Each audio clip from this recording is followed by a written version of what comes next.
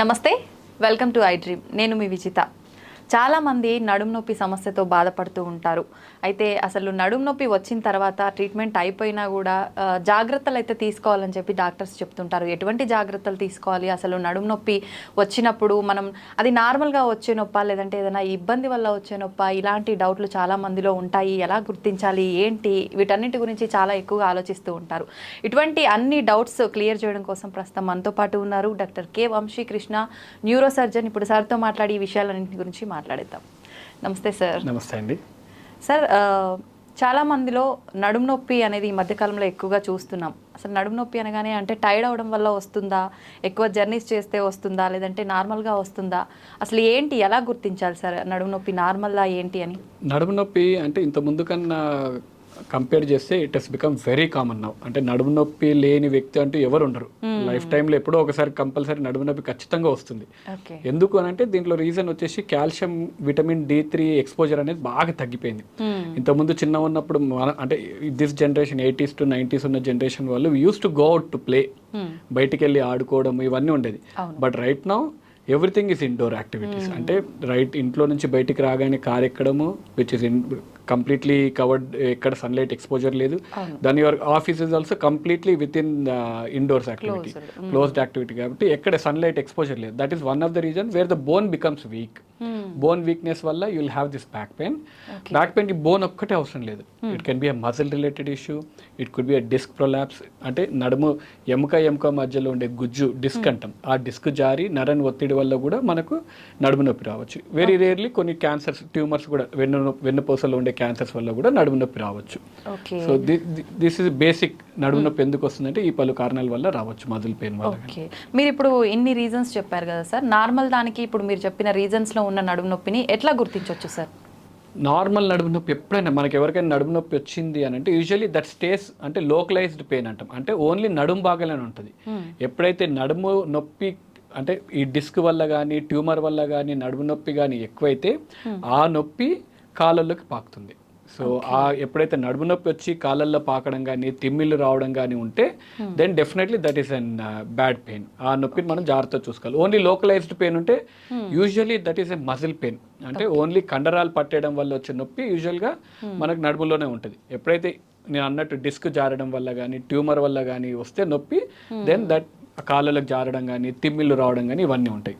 Okay, అంటే రెగ్యులర్గా నడుము నొప్పి ఉండి తిమ్మిళ్ళు వచ్చే వాళ్ళు ఎక్కువగా ఎట్లాంటి ఇబ్బంది ఉండే అవకాశం ఉంటుందంటే? ఆల్రెడీ మనం అనుకున్నట్టు ఈ నడుము నొప్పి తిమ్మిళ్ళు ఉన్న వాళ్ళకు డిస్క్ ప్రొలాప్స్. మనం యూజువల్గా you get any one scan done L4 L5 disc prolapse ఉంది అని అంటే యూజువల్గా నడుము నొప్పి ఈ కాళ్ళలోకి పాకడం. ఎక్కువ డిస్క్ ప్రొలాప్స్లో ఉన్నప్పుడు ఎప్పుడు నడుము నొప్పి కాళ్ళలోకి పాకుతూ ఉంటుంది. అలానే అన్ని రిపోర్ట్స్ L4 L5 డిస్క్ ప్రొలాప్స్లో అన్ని సర్జరీలు అంటే పెద్ద డిస్క్ ప్రొలాప్స్ ఉన్నాయనే ఏం అవసరం లేదు. 100 మందికి చేస్తే 90% మందికి L4 L5 డిస్క్ ప్రొలాప్సే ఉంటుంది. అంటే that is an very common entity. ఇప్పుడు మన రూమ్ లో ఒక 10 మంది ఉన్నాం, 10 మందికి MRI చేయించిన L4 L5 డిస్క్ ప్రొలాప్స్ అనేది వెరీ స్మాల్ డిస్క్ ప్రొలాప్స్ ఉంటుంది. కాకపోతే ఎంత పెద్దగా ఉంది డిస్క్, నరాన్ని ఎంతవరకు ఒత్తుకుంటుంది అంటే ఒక డోర్ నుంచి ఒక మనిషి వెళ్ళేంత దారి ఉండాలి. నరానికి కూడా ఒక డోర్ లాంటిది ఎంట్రీ ఉంటుంది. సో ఆ డోర్ నుంచి బయటికి పోవాలి ఆ నరం.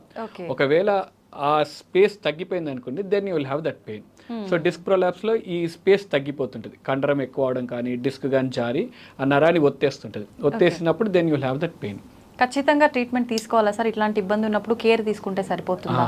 మళ్ళీ ఇక్కడ ఏంటంటే అన్ని ఇప్పుడు 100 మంది బ్యాక్ పెయిన్ పేషెంట్స్తో వస్తే మేము 100 మందిని ఈరోజు చూశానంటే ఒక్కరిద్దరికి తప్ప మిగతా అందరికి మెడిసిన్స్ తోటి తగ్గిపోయేది ఉంటుంది. Very rarely we do surgeries for back pain. ఎందుకంటే ఆల్రెడీ అనుకున్నట్టు ఈ కాల్షియం సప్లిమెంట్స్ వల్ల, లైఫ్ స్టైల్ చేంజెస్ వల్ల వచ్చే నొప్పులు ఎక్కువ ఉంటాయి. అంటే మనం ఎర్గోనామిక్స్ అంటాం, అంటే వర్క్ ప్లేస్లో ఎలా కూర్చుంటున్నాము, వెదర్ యూఆర్ కంప్లీట్లీ రిలాక్సింగా లేకపోతే బ్యాక్ స్ట్రేట్ పెట్టి కూర్చుంటున్నామా, whether you're sitting for prolonged టైమా, ఇవన్నీ లైఫ్ స్టైల్ మోడిఫికేషన్స్ వల్ల వచ్చే నొప్పులు. కాల్షియం సప్లిమెంట్ లేకపోవడము, సరైన డైట్ లేకపోవడము, ఓవర్ వెయిట్ అవ్వడము, థిన్ బిల్ట్ ఉండడం, all these are reasons which we can be changed. So దీనివల్ల కూడా నడుము నొప్పిలు వచ్చే అవకాశాలు ఎక్కువ ఉంటాయి. సో అందరికి సర్జరీ ఏం అవసరం ఉండదు. ట్రీట్మెంట్ విషయానికి వస్తే ఏ రకంగా ఉంటుంది? Then when you go for surgery ఇంతకుముందు నడుము నొప్పి సర్జరీ అంటే it was a myth that okay నడుము నొప్పి సర్జరీ చేశాడంటే ఇంకా బెడ్ రిడన్ అయిపోతాడు లేవుడని. ఇంతకుముందు ఓపెన్ సర్జరీస్ ఉండేటివి, there are very morbid surgeries ప్రీవియస్లో. ఇంత సర్జరీ చేస్తే కంపల్సరీ బెడ్ రిడన్గా ఉండేవాళ్ళు. Now there are very highly advanced surgeries, endoscopic surgeries, microscopic surgeries అంటున్నాం. అంటే వేరే చిన్న ఘాటు ఇంత మనకు మైక్రోస్కోపిక్ సర్జరీ అంటే కనీసం కనిపించదా, మనం కుట్టు కూడా వేయము, కుట్టు కూడా వేయనంత చిన్న హోల్లో పెట్టేసి డిస్క్ తీసేస్తాము. జనరల్ అనస్థీషియా కూడా అవసరం లేదు, అంటే పెద్ద మత్తు కూడా లేకుండా పేషెంట్ సర్జరీ చేస్తున్నప్పుడు వీళ్ళు interact with the patient. Correct మనం ఆ డిస్క్ తీసినప్పుడు they immediately give a feedback, సరే నొప్పి తగ్గిపోయింది అని. So hill come to the OT in stretcher and surgery అయిపోయిన తర్వాత నడుచుకుంటూ వెళ్ళిపోతాడు right from the day of the surgery. వెంటనే వెళ్ళిపోవచ్చు, వెంటనే డే కేర్ సర్జరీస్ లాగా ఉంటున్నాయి. Okay okay. చాలా మందిలో అసలు ఎన్ని రోజులు ఉండాలి, మేజర్ కన్సర్న్ భయం. స్పైన్ సర్జరీ అనగానే భయం ఏంటంటే ఓకే ఇంకా ఒక 4-5 months బెడ్ రిడన్ ఉండాలేమో, ఏమి నడవలేదేమో అని అంటారు. కానీ but again when you come early, ఈ డయాగ్నోస్ అయిపోయినప్పుడు అర్లీగా వస్తే ట్రీట్మెంట్ కూడా బెటర్గా ఉంటుంది. ద మోర్ యూ ప్రొలాంగ్, అంటే ఇయర్స్ టుగెదర్ ఆ నడుము నొప్పితో అలానే ఉండి బాగా disc prolapse, multiple disc prolapse అయినాయి, లేకపోతే లిగమెంటం బాగా కండం బాగా పెరిగిపోయింది అనుకోండి, then you will have that problems. Okay. చాలా మందిలో అంటే ఆఫ్టర్ సర్జరీ కాంప్లికేషన్స్ వచ్చే ఛాన్సెస్ ఎక్కువగా ఉంటాయి అంటుంటారు కదా సార్, దీంట్లో కాంప్లికేషన్స్ ఏమొస్తాయి? కాంప్లికేషన్స్ ఇంతకుముందు అన్నట్టు ప్రీవియస్లో సర్జరీస్ కాంప్లికేషన్ బాగానే ఉండేవి. అంటే ఎందుకంటే ఆ భాగం వేరైతే ఇప్పుడు మనం L4 L5 కానీ డార్సల్లో కానీ సర్జరీ చేసే భాగం ఏంటంటే కాలుకు బలం వచ్చే భాగం. సో కొద్దిగానే సర్జరీ పేషెంట్ బాగా లేట్గా ప్రెజెంట్ అయ్యాడు అనుకోండి, సో సర్జరీ చేసిన తర్వాత కాలు చచ్చు పడిపోవడము, మనకు దొడ్డి మూత్రం నరాలు కూడా అక్కడే ఉంటాయి. సో ఏమైనా కొద్దిగా దానికి దెబ్బ తగిలినా దొడ్డి మూత్రం నరం ఇబ్బంది పడ్డము, ప్లస్ వెన్నుపాములో నీరు ఉంటుంది. సో ఈ సర్జరీ చేసేటప్పుడు వెన్నుపాము ఓపెన్ అయిపోయే ఛాన్సెస్ ఉంటుంది. సో అక్కడ నుంచి నీరు వచ్చే అవకాశం ఉంటుంది. కొంతమందికి స్వతహా ఇమ్యూనిటీ అంటే రోగ నిరోధక శక్తి బాగా తక్కువ ఉంటుంది, సో వాళ్ళకు ఇన్ఫెక్షన్స్ వచ్చే ఛాన్సెస్ కూడా ఉంటాయి. So these are the general complications. But I could say that complication rates బాగా తగ్గిపోయాయి కంపేరిటివ్లీ ప్రీవియస్లీ. ఇప్పుడు ఇంతకుముందు 100 సర్జరీస్ చేస్తే 60 to 70% కాంప్లికేషన్స్ ఉంటే now we could say 90% is the success rate in the spine surgeries. Only 10% very rarely we see complications. That too which are reversible complications, అంటే immediate గా తగ్గిపోయే complications. Okay sir, చాలా మంది అంటే driving విషయానికి వస్తే after surgery మేము driving చేయొచ్చా, ఎన్ని మంత్స్ తర్వాత చేయొచ్చు అనే డౌట్స్ కూడా ఉంటుంటాయి. డిపెండ్స్ అగైన్ డ్రైవింగ్ ఇప్పుడు ఏ సర్జరీ చేసామో ఎన్ని లెవెల్స్లో సర్జరీ చేసాం. ఇమాజిన్ ఈ అండర్గోన్ ఎండోస్కోపిక్ సర్జరీ చేసాము, సో 15 days తర్వాత వచ్చి మళ్ళీ ఒకసారి రివ్యూ చూసుకొని I tell most of the patients 15 days తర్వాత వచ్చాక చూద్దామని. By the time they come back they'll be coming by driving. So endoscopic surgery చేసిన పేషెంట్స్ అందరు they'll be driving. I even operated and young girl, 15-year girl who is a national weight lifter. Okay. She is an 130-150 kgs lift చేస్తాను. I operated her and I said at least take 6 months time. Okay, okay. Then 2 months తర్వాత తను ఒక video పంపించింది నాకు. Again she was lifting 150 kgs weight. So that is the beauty of endoscopic surgery. Then you can go back to your normal activities without any problem.